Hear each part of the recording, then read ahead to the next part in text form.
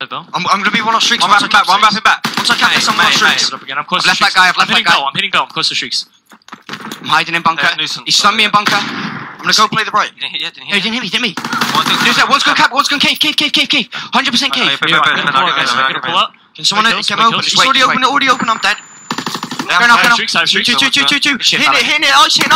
One more. Cap. Hit me. One's gone cave. Fuck, fire. He got a Just chill. I got streaks. Nice.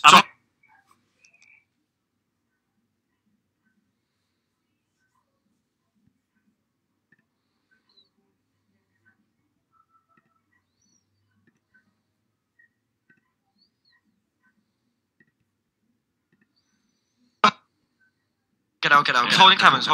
You got that, do you? Yeah, so I can get He won't fire. Yep. Could be bad. One's outskirts banging me. Okay. Outskirts. I'm gonna go right. Outskirts dead. That was him. Could be close. Close weak. Close weak's gone to back rocker right. Back right. He's pushing you. Past you. Okay. Oh, what the fuck? That was him. Almost done fire tank.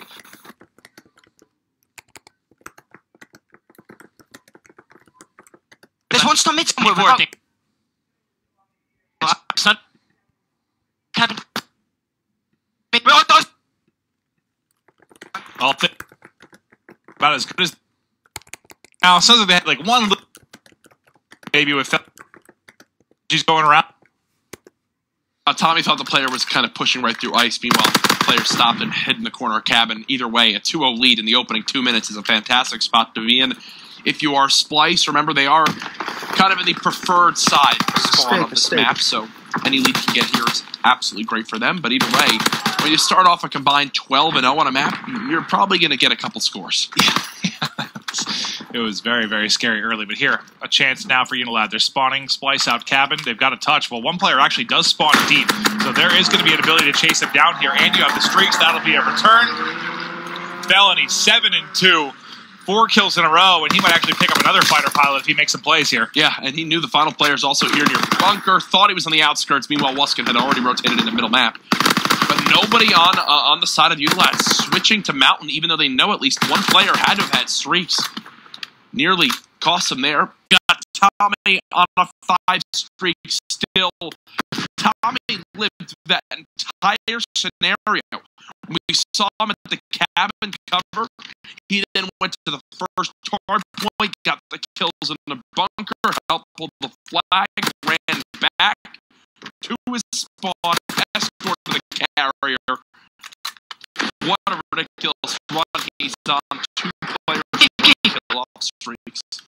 Wow. They get these streaks. Well, there's one player that got it, and let's hope that there's okay. Well, got it.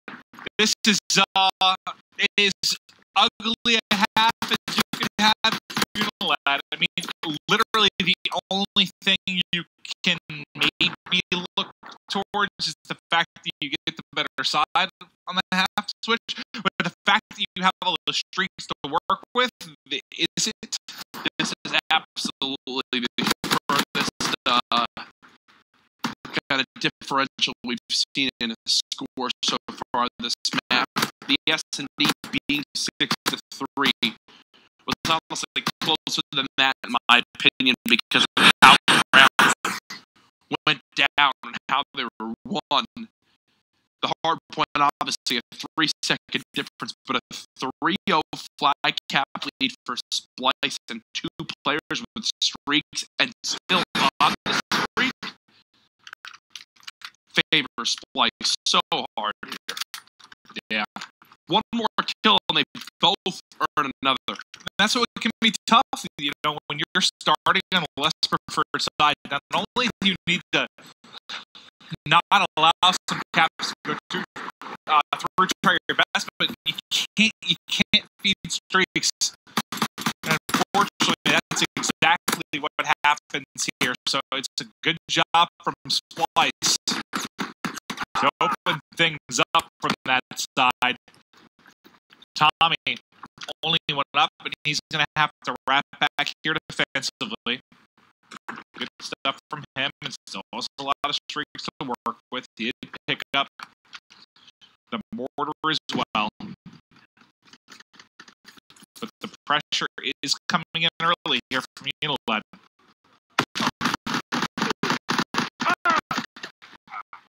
This is their chance now, pushing on forward. Tommy at least holding off one will buy his team time. Moose loses the engagement. Mad Cat with both, and just like that, it's a held offensive push. 1 minute into side 2, Splyce keeping it at 3 cap lead. Yeah, I think I heard Mad Cat yell, "Please get out of here," but in a much Meaner way. way. Okay. Yes. After that, clear at the base. Doesn't sound like a good Mad Cat would say, "Please get out of here." No, yeah, it was that, with both sides. Mad Cat still has the fighter pilot. Tommy's still a lot to work with. There's 2 players mid-map right now from UNILAD, and they know they have to play aggressive. They can't just help their fly carrier. Now they have. There's just over 3 minutes left. You're down 3 flies. They have to make plays. Every second that goes by fully favors the side of Splyce. If we can go to Waskin for 1 second, here's the key chance for UNILAD to come back. He caps his flag, he earns a couple streaks. If they don't, and he dies, the game's over, in my opinion. Well, 2 players did just fall. 3 are now down. Nice shots there from Fellows. He beams Moose in map. Waskin, last man. Oh, he missed the spot. Yeah. Wrong spot of the roof there.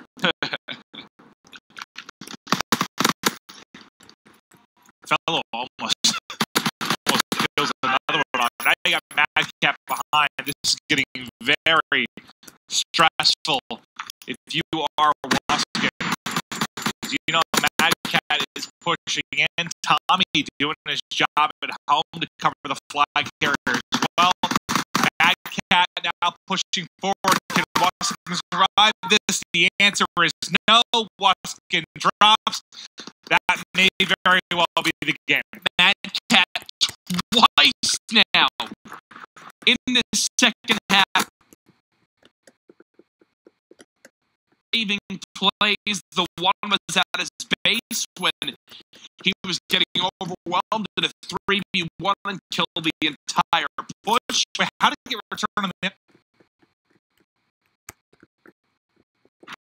What? On the other side? Yeah. Tommy got stunned at the close rock. Okay. Running. The other player knew he was stunned, and instead of challenging him, he just snuck by and shot. I was so focused on the Mad Cat one, I didn't see how it got Yeah, no. end. It was a smart play. But in the moment, Mad Cat clutches up again, and because of that, that's 2 minutes off the clock, and that stalemate. That obviously favors Splyce, and another flagpole for the squad in yellow. He's going to have a one-on-one here. No, he's not. Oh. Yeah, you had somebody in mid-ruins, but they get dropped. Fellow should be able to trade the kill, and that is the 4th cap on the board. And again, man, it's like... Moose isn't having a much better performance than he did yesterday. But Shawnee is getting scrapped. Hero yesterday on this map. He's not doing much of anything. Splyce are beating them so much worse than LG did. Oh, I mean, obviously, you know, beating LG. Ridiculous amount. I mean, Tommy's 24-7. He's on another 7 streak. And I guess I'm like, I don't want to say surprised, but I am surprised how bad Splyce beat them, considering UNILAD beat LG yesterday. I'll say it. I am a bit surprised. 100%. It's the right way to think. I mean, granted, there was no one in that match yesterday, going 27-7. Tommy now on a 10 streak. At a 1v2 clutch, it seems like he's just kind of gone to another level now in this series. There's another streak out every. Tommy, just drop your mortar in for fun. 28-7. Let's get a 6 cap on the board. Combined 15 kills in a row for Splyce. Come on, give us the mortar. Thank you, buddy. Does he connect? Nah, I think he's going to thread the needle right between all the players. But what a performance from Tommy. Plus 34 in slaying for Splyce. And that is one of the most dominant CTFs I have casted in Call of Duty World War II. And that's like a stat you hear in a hard point sometimes, like a hard point blow. Like plus 34 in CTF's absurd. And plus 34 in CTF on our dead farce, even more absurd. It's true. UNILAD, as you'd expect, not happy. Yeah, it's funny. The difference in this division versus, remember in Division A how we talked about it when the first couple days went through, it was all Flak Tower. Remember it was like Flak Tower, Flak Tower, Flak Tower. All we have seen is Arden and like one or two London docks. Like It's been very different than at least what we saw in Division A, and that's just part of the veto system. Splyce smoke them there. And if they clutched up in that hard point and didn't throw away that lead in the final couple of builds, I mean, this is a 3-0 sweep, and we're done with that first match. But we will see another hard point. If it's anything like the slaying difference we saw in that CTF, this one's going to Splyce in 4. Yeah, that was just...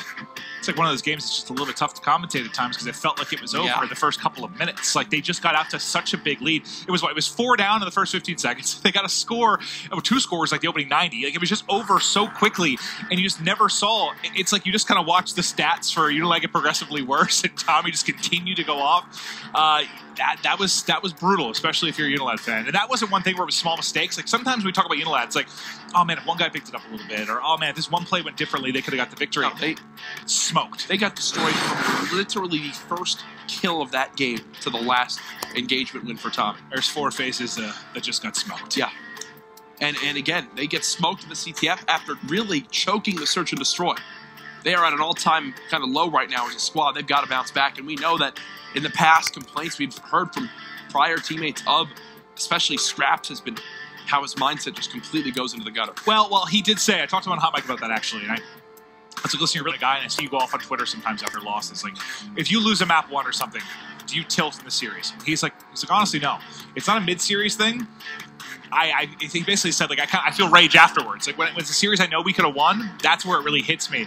But, like, this one from a series, maybe you think you should have won, but after that game 3, I don't know if we can make that argument. But we'll see. If they can push it to a game 5, it certainly becomes more of a conversation. Just like Splyce says that with Felony. You see there on the right side of your screen filling in. If you're wondering why that happened, again, Jared with some visa issues getting into the country, getting that all figured out. Now, it is Splyce up 2-1. Gibraltar hardpoint coming up next, and if it goes to a game 5, we'll head to London Dock, search and destroy. And I did like that you mentioned Placer's point earlier.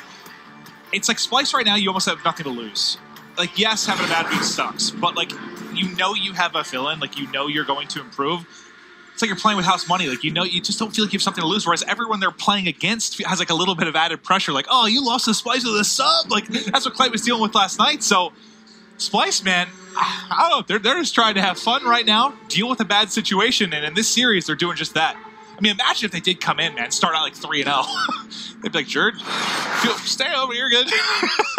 No, it's absolutely wild to see. Game 4. Can you tell that that's a practice nade spot from Tommy? It literally lands on his face as he sticks his opponent. And now, because of those kills, they're going to try to sprint through. Thankfully, you've got Scraps and Shawnee already here with gun up. But they do die. Splyce get the close spawn. They're getting the scrap time. This is really a best-case scenario. And they can kill Moose here. Unless Moose can really make a play and allow his teammates to get to him. He's going to pick up Felony, so now they know something's up. They're going to have his position. They're going to try more kill, or at least just stay up until his teammates get there. Exactly. What does that even do? That's the thing. It's like he gets that kill, great. They still spawn back there. All he did was give away his position. He has not moved. I would have tried to push to the back line and maybe make a play. I know it's not as easy as it sounds, but he's still in here. It's like they know he's in there and they're happy with just containing him because he hasn't done anything else for his team. Yeah, I mentioned Scraps need to have a big game. He's 8-4 right now. Scraps is going huge. The rest of his team combined for a couple of kills, but Scraps has been a man on a mission here, and a big part of the reason they got the eventual break, but it took so long. Yeah, you're going to get, what, probably around 20, 25 seconds out of that, which isn't the worst thing, but the problem is, on this particular hard point, now giving up the setup here as we rotate out, this could be brutal. Arguably the toughest rotation in all of Call of Duty World War II. Now, from the second to the third hard point, on Gibraltar, you've got Fellow solo holding Cave, the rest of the Splyce lineup. They're used to communicating and working together on watching middle map in this bridge area. Thankfully, it's a first blood from Splyce. Do they have any follow-up? It doesn't appear so as of yet. Scraps did what he could to get that opening kill, but then everyone else ends up being traded out. And that's the problem. With that first push, you have a couple different avenues you can at least hit through. But now look at the minimap. They're going to keep spawning bridge, headbutting this wall. The best they can kind of hope for is contesting as much time as they can. It's very, very difficult to break through here, but you can at least try and contest. But look at this. They're just spawning top, sprinting through, spawning top, sprinting through. And you only got, what, even like 2 cracks at that, and the rest of the time here goes the Splyce. They contested for what, 10 of those seconds maybe? Yep. Even with some entry kills, it's just not enough to flood on in. And now because of it, Splyce will be up by about a minute at the end of this hill. I think actually a minute exactly. Look where Bantus found himself. How on earth did he get to ladder room? I think UNILAD are wondering the same thing. They had someone in turret. They had someone watching the outside bridge. Mad Cat is still in top cave, and Bance is playing spoiler in that turret area. 94-33 the score. Mad Cat holding one lane, his teammates watching the other. This could continue to rack up here quickly. Yeah, I don't know exactly what needs to change. Huge two-piece, and just like that, it's Splyce winning the rotation. Yeah, we've said that a couple of times. That's right on to Mad Cat. Felony. Continue to try and hold. He's actually the only one left, so with 30 seconds remaining, UNILAD will finally put a foot into this final hard point in the first rotation. But look at the split. They're just not ready for this. Free kill. Free kill. Last player's in the hill. Free kill. And just like that, Splyce will get the 15 seconds to scrap. I almost feel like UNILAD, I think they're another one of those teams that could come out of these 2 weeks very, very, very improved. It almost seems like they need more practice in a way. What have we noticed for both Splyce and UNILAD? When there's a player falling completely behind on the scoreboard, they lose the maps and games. Fellow yesterday in that St. Marie-du-Mont hardpoint when he was 11-29, Splyce lost mainly because of it. You're down by 70 seconds right now because you have Shawnee, who was just 3-12, and Wuskin, who's finally started to get some kills. Well, I said Shawnee had to go big, and he has. The problem is carrying a little bit of dead weight right now in this particular game. Let's see if Wuskin and Shawnee can turn it around, because there's still a lot of gameplay left here. If they can start to pick it up and win a couple of these rotations, you know how quickly you can get back into a game on Gibraltar. We've seen some of the craziest comebacks of the year here. It reminds me of Breakout from last year, where it just felt like no lead was safe. You saw such gigantic swings. But yeah, Shawnee has had a tough couple of maps. This will be scrap time over to UNILAD, so the lead diminished by just a little bit, and they will have time to at least go for one first kind of entry push. Beautiful nade from Tommy to cut down Moose, and Wuskin breaks his legs in the lane, so they will hear him pushing this area. 40-second difference between these teams. And it's like every time, you see UNILAD, they got a ton of time top middle. Awesome. But now can you break into the second hard point here? They're doing a good job so far. They did find 2 kills, but Mad Cat, Tommy, Bance as well. They hold off the first wave despite 2 entry kills, and that's what happens when you have the close spawns. You have to hightail it 10 feet instead of 40. Yeah, but that lead already back up to a minute. Again, Splyce getting the kills they need. It's just slightly outslaying it. It's where these kills come in. It's on the rotations. It's when they're fully set up. It's UNILAD who have just always been either fighting for the scrap time or going for one final push, whether they get it or not. Splyce are continuing to build on this lead. It's going to be the largest of the game at the end of this hardpoint at around 90 seconds. Okay. Well, this is where you need to go big. Full 60 here gives you a chance. And Splyce don't have streaks. I don't think they have anything. No, we haven't seen any streaks at all. Nope. No streaks. So this is where you have to go big.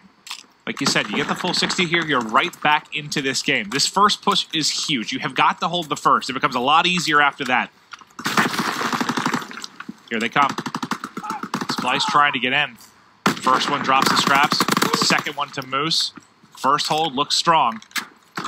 They're They're still trying to hit up towards mid, but very quickly this has become the sprint across Death Bridge. Yeah, we said this was the toughest hill to rotate to in all of Call of Duty World War II, and it's showing again here. 3 dead. Last one on the push is Bance. He's close to the hard point, trying to stay alive in the closet. But again, this will be a hold, as this should be a full 60 for UNILAD. They're right back in this game now because of it. Only a 30-second difference.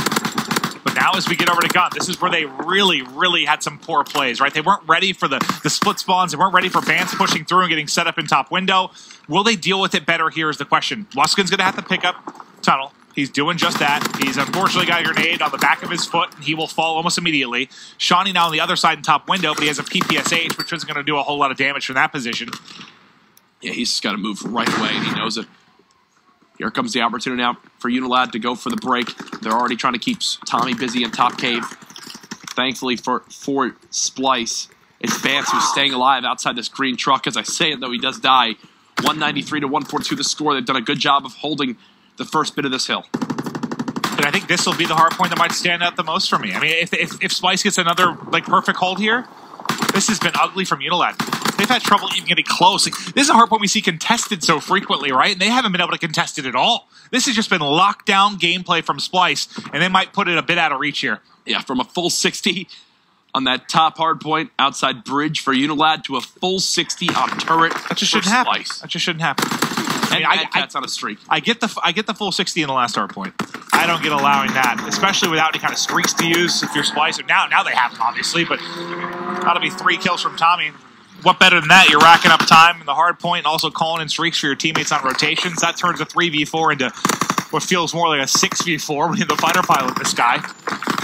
And now Felony's got streaks. This game's done. Yeah, GG. I think Tommy's had 4 streaks of 7 or more kills in the respawns on this map. One last push will be the final hope for UNILAD. I don't think they're going to get there in time. GG's all around. Splyce win the series. And that's a great match for them as Felony looks more comfortable on this lineup as the fill-in for Jerk. Yeah, it's a big win. You know, yesterday you obviously had the toughest matchup you could have, right?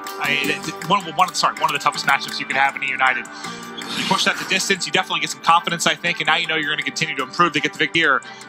For UNILAD, it's still just, I don't know, man, getting over that hump, I think it's just going to take some practice here playing the LAN League is all it is. Just, and again, you're going to lose series if you drop maps like that game to S&D.